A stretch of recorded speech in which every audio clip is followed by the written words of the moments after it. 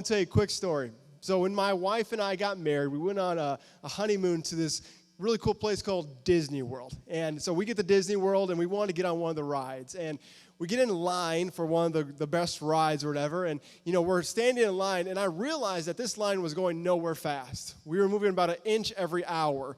And I'm squished next to a bunch of sweaty guys, and it's hot outside. And I'm thinking, man, this is a waste of my time to be standing in this line going nowhere. But eventually, as time went on, we got on the ride, and it was amazing.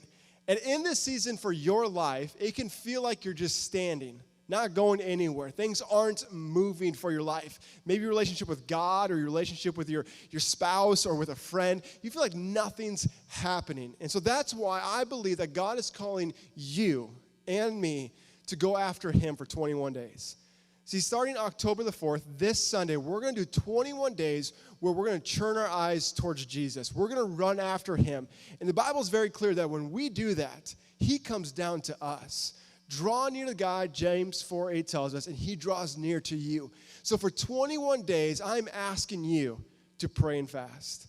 I'm asking you to turn your eyes towards Jesus and begin to pray that God would do something in your life, that God would do something in NewLife, the church's life, that God would do something amazing in our city through us, and that God would heal our land, our country during this time.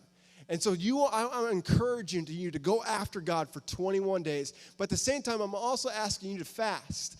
And that fasting is that principle of saying no to something and saying yes to God. For me, it was sugar. But I don't know, what is it for you? What do you run to? Or do you run to social media? Do you run to the news channel every single night? Do you run to food? Do you run to soft drinks or coffee? What is the thing that you find your security blanket in? And I want to encourage you and challenge you for 21 days to say no to that and yes to God. And here's what I believe will happen. I believe when God's people choose him above anything else, God comes down and does a mighty work amongst us.